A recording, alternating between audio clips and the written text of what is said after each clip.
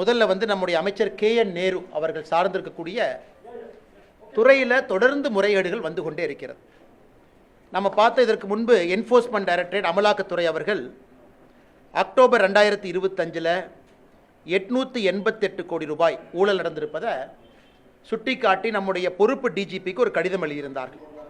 அமலாக்கத்துறையை பொறுத்தவரை அந்த கடிதத்தில் குறிப்பிட்ட 150 நபர்கள் பின் பாயிண்ட் பண்ணி கொடுத்துருந்தாங்க. வாட்ஸ்அப் சேட்டு, எப்படி பணம் மாறி இருக்கு, குறிப்பாக நேரு அவர்களுடைய அமைச்சர் இருக்கக்கூடிய துறையில் இன்ஜினியர் அஃபீஷியல்ஸ் அவர்களுக்கு அந்த பரீட்சைக்கு 25 லட்சத்துலேருந்து 35 லட்சம் ரூபாய் வாங்கியது ஏற்கனவே பத்திரிகையாளர் சந்திப்பில் பேசியிருக்கோம். நான் டீட்டெயிலாக போக விரும்பலிங்கன்னா அது உங்களுக்கு தெரியும். அது சம்பந்தமாக இதுவரை ஒரு வழக்கு கூட காவல்துறை பதிவு செய்யவில்லை. இது முதல். இரண்டாவது, மறுபடியும் நம்முடைய அமலாக்கத்துறை தமிழகத்தினுடைய பொறுப்பு டிஜிபி அவர்களுக்கு மறுபடியும் ஒரு கடிதம் எழுதியிருக்கிறாங்க. டிசம்பர் 3 கடிதம் எழுதியிருக்கிறாங்க.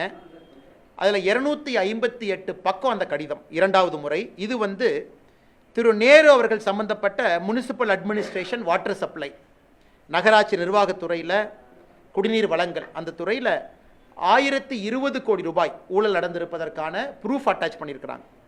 இது குறிப்பாக நகராட்சி நிர்வாகம் மற்றும் குடிநீர் வழங்கல் துறையில் அங்கே பொறுப்பேற்கக்கூடிய கான்ட்ராக்டர்ஸ், அரசனுடைய கான்ட்ராக்ட் கிடைக்கக்கூடிய கான்ட்ராக்டர்ஸ் எப்படி பிரைப், லஞ்சப்பணமாக 7.5% 10% கான்ட்ராக்ட் வேல்யூவை நேரு அவர்களுக்கும் குடும்பத்தை சார்ந்தவர்களுக்கும் கொடுக்க வேண்டும் என்பதை ஒரு டோசியராக நம்முடைய பொறுப்பு டிஜிபி கொடுத்துருக்குறாங்க.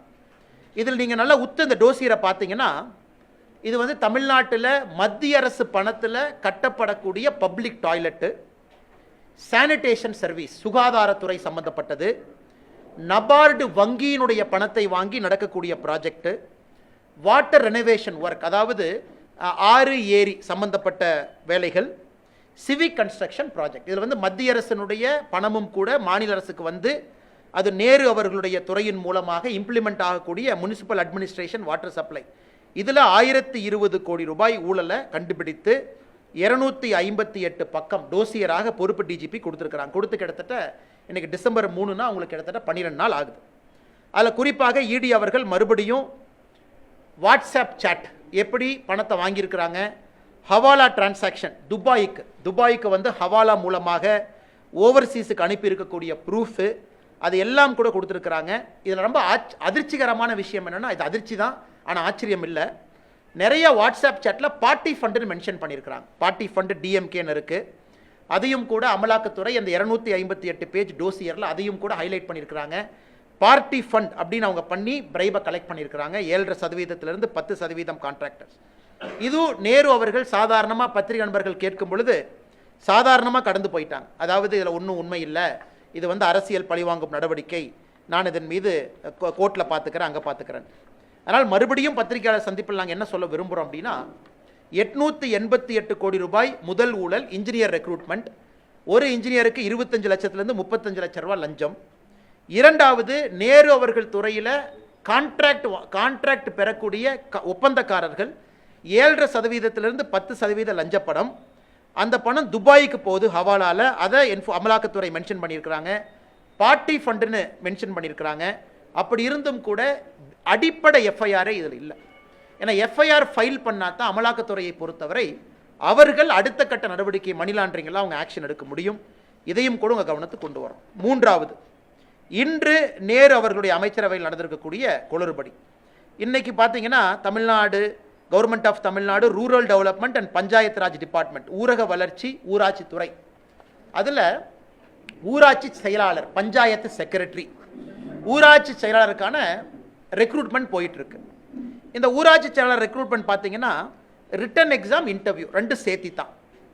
நான் எப்படி பார்த்தா இன்டர்வியூ வந்து இன்னைக்கு நாளைக்கெல்லாம் நடந்திருக்கணும். ஆனால் நேற்று சாயங்காலம் டிசம்பர் 11 சாயங்காலம் ஒரு மெசேஜ் எல்லாத்துக்குமே குறுஞ்செய்தி வருது, இந்த மாதிரி இன்டர்வியூ கேன்சல் ஆயிருச்சு அப்படின்னு. இன்றைக்கி 12 இன்னைக்கு யாரெல்லாம் அந்த வெப்சைட் ஓப்பன் பண்ணி பார்க்குறாங்களோ, ஊரக வளர்ச்சி மற்றும் ஊராட்சித்துறை வெப்சைட் ஓப்பன் பண்ணி பார்க்குறாங்களோ, எல்லாத்துக்கும் ஒரு பெரிய ஷாக் என்னென்னா, யாரெல்லாம் இன்டர்வியூக்கு குவாலிஃபைடுன்னு ஒரு புது லிஸ்ட்டை போட்டிருக்கிறாங்க. அந்த லிஸ்ட்டு எவ்வளோ குளறுபடியாக இருக்குன்னு ஒரு 3 உதாரணத்தை உங்களுக்கு நான் சுட்டி காட்டுறேன். உதாரணத்துக்கு கோயம்புத்தூர். இன்னைக்கு கோயம்புத்தூர் என்னோடய செல்ஃபோனில் வந்து கோயம்புத்தூர் இருக்குது. அதில் நீங்கள் யாரெல்லாம் செலக்ட் ஆகிருக்கிறாங்க, பிசி உமன், பிசி மேல், உதாரணத்துக்கு அதை எடுத்துக்கிட்டோம் அப்படின்னா, ஒரு பிசி உமன் வந்து 500 மார்க்குக்கு 494 வாங்கி செலக்ட் ஆகிருக்கிறாங்க, 493 வாங்கி செலக்ட் ஆகிருக்காங்க. அதே பிசி உமன் ரிஜெக்ஷன் பார்த்தீங்கன்னா 500க்கு 496 வாங்கி ரிஜெக்ட் ஆகிருக்காங்க. ஸோ என்ன பேசிஸில் அவங்க லிஸ்ட்டு போட்டாங்கன்னு யாருக்குமே தெரியல. அதாவது இதில் வந்து இன்டர்னல் கோட்டா இருக்குது, அவங்க தமிழ் மீடியமா, அவங்க வந்து விட்டோவா, அவங்க வந்து மாற்றுத்திறனாளியா, இல்லை அவங்க வந்து இதற்கு முன்பே படை வீரராக இருந்திருக்கிறாங்களா அப்படிங்கிற வெயிட்டேஜை வச்சு பார்த்தாலும் கூட இன்னைக்கு அவங்க வெளியிட்டிருக்கக்கூடிய ஊரக வளர்ச்சி மற்றும் ஊராட்சி துறை, அதில் ஊராட்சி செயலாளர் அதனுடைய லிஸ்ட்டை நீங்கள் பார்த்தீங்கன்னா சம்பந்தமே இல்லாத லோவர் மார்க் வாங்கினவங்க இன்டர்வியூ குவாலிஃபை இருக்கிறாங்க. சேம் பேராமீட்டர் மீட் பண்ணியிருக்கக்கூடிய அதை விட அதிகமாக மார்க் வாங்கியிருக்கிறவங்க குவாலிஃபை ஆகாமல் இருக்கிறாங்க.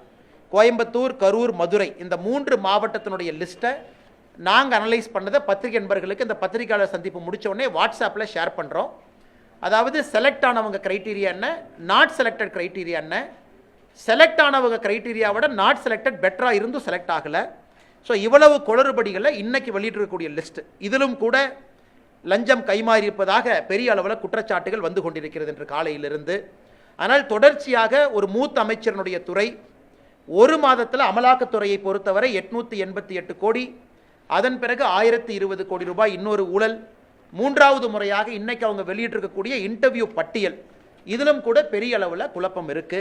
ஆனால் முதலமைச்சர் எதையும் கண்டுகொண்டதாக தெரியவில்லை, நேரு அவர்களும் எதையும் கண்டுகொண்டதாக தெரியவில்லை.